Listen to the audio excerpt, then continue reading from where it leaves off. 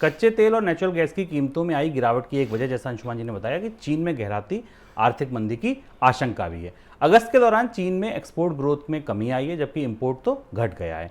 चीन के कस्टम विभाग की तरफ से जारी आंकड़ों को देखें तो अगस्त के दौरान एक्सपोर्ट ग्रोथ सिर्फ 7% दर्ज की गई है। जुलाई में ये डबल डिजिट में थी, 2 गुनी से ज़्यादा थी, 18% थी।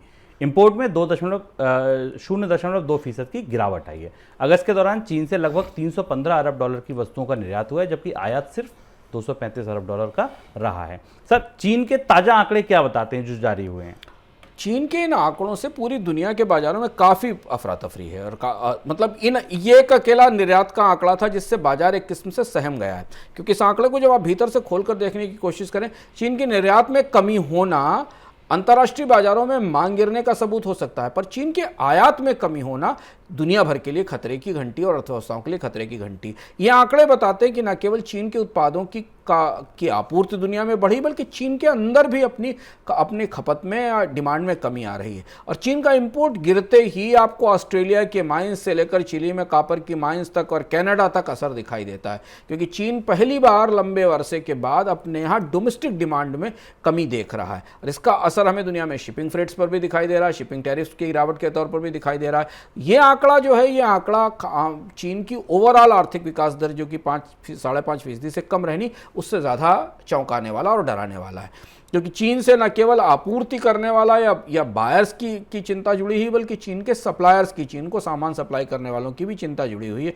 और ये आंकड़ा चीन की अर्थव्यवस्था के भीतर कमजोरी दिखाता है, डिमांड में कमी दिखाता है, जिसकी बहुत सारी वजह हैं। सबसे बड़ी वजह कोविड के अलग अलग लॉकडाउन है। इसके अलावा पिछले 1 साल से चली आ रही स्ट्रक्चरल ढांचागत समस्याएं हैं, जिनका समाधान करने के लिए चीन की सरकार कोशिश कर रही है। और इसीलिए हमने चीन के आंकड़े के आने के बाद डॉलर के मुकाबले युआन में गिरावट देखी। हालांकि डॉलर की मजबूती भी इसकी एक बड़ी वजह थी, लेकिन ये माना जा रहा है कि युआन कमज़ोर होकर क्या 7 युआन पर डॉलर के लेवल तक पहुंच जाएगा।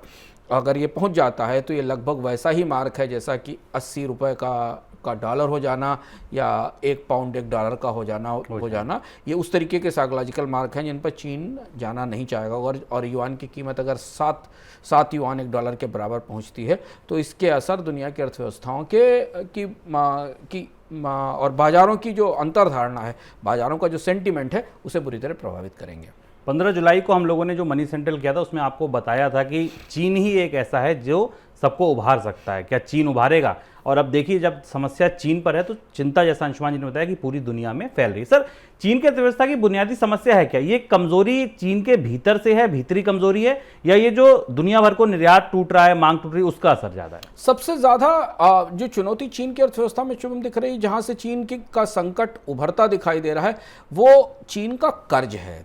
क्योंकि दुनिया की अर्थव्यवस्थाओं के पास अपनी इकोनॉमीज़ को मंदी से उबारने का सिर्फ एक ही तरीका है कि वो ज़्यादा से ज़्यादा कर्ज बाजार में छोड़ें और ज़्यादा से ज़्यादा पैसा दें। चीन ने पिछले सालों में अपनी अर्थव्यवस्था में तमाम अपारदर्शिताओं के बावजूद बैंकों के जरिए काफ़ी पैसा इन्वेस्ट किया है। तो अभी जब हमने देखा कि चीन की अर्थव्यवस्था में गिरावट आए तो लगातार 1 ट्रिलियन युआन का 1.5 बिलियन युआन के अलग अलग डेट पैकेज जारी किए गए। किसी को बाजार में ये नहीं पता है, भारत में भी इस बात की जानकारी नहीं है, दुनिया में भी किसी को नहीं पता है कि चीन में डेट टू जीडीपी रेशियो कितना है, क्योंकि इसकी जानकारी नहीं मिलती। पर परोक्ष रूप से बताया जाता है कि चीन का डेट टू जीडीपी रेशियो करीब 350% के आसपास है।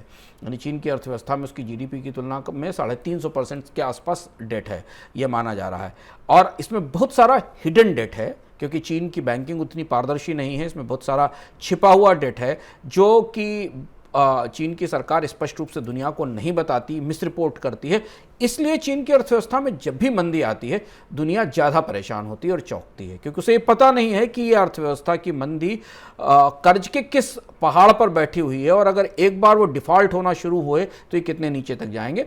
इसका एक छोटा सा नज़ारा हमने भी रियल एस्टेट सेक्टर में देखा था कि रियल एस्टेट सेक्टर में एक बार डिफ़ॉल्ट आने शुरू हुए चीन के तो हमने एक के बाद एक बड़ी कंपनियों को डिफ़ॉल्ट होते देखा, और धीमे धीमे चीन का पूरा रियल एस्टेट मार्केट लड़खड़ा गया। तो चीन की आर्थिक विकास दर में बड़ा हिस्सा कर्ज का है, इसलिए वहाँ दरार ज़्यादा है। जब तक अर्थव्यवस्था ग्रो करती रहती है, कर्ज मिलते रहते हैं, कर्ज का रिटर्न होता रहता है और चीज़ें चलती रहती हैं। जब इकोनॉमी का पहिया बैठता है तो डेट के डिफॉल्ट शुरू होते हैं। और इसलिए रियल एस्टेट सेक्टर की हालत देखकर दुनिया की अर्थव्यवस्था चीन की मंदी से बुरी तरह डरी हुई है।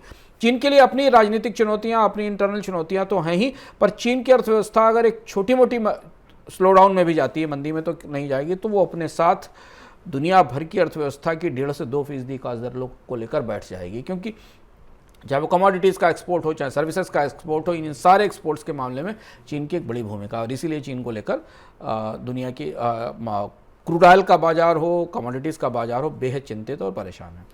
तो देखिए कितनी अजीब सी दुविधा है कि कर्ज ही मर्ज है और कर्ज ही दवा है।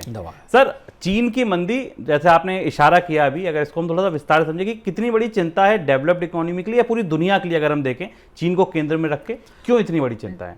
डेवलप्ड इकोनॉमीज के लिए तो बड़ी चिंता इसलिए है क्योंकि बड़ा सप्लाई, बड़ी आपूर्ति चीन के से सामानों की विकसित देशों में चीन से होती है। और फिलहाल अभी जबकि युआन कमज़ोर है, लेकिन चीन के उत्पादों की प्रतिस्पर्धात्मकता बनी हुई है। लेकिन अगर यूरोपियन अर्थव्यवस्थाओं में मांग टूटी, जिसकी पूरी गुंजाइश दिखाई दे रही है क्योंकि सरकार, बैंक ही चाह रहे हैं कि मांग टूट जाए, मंदी में चला जाए, तो चीन से जो सामान का आयात है वो भी गिरेगा। और अभी हमें अगले 3-4 महीने में शुरू में आंकड़े मिलने लगेंगे कि यूरोप के इम्पोर्ट में कमी आई, अमेरिका के इम्पोर्ट में कमी आई।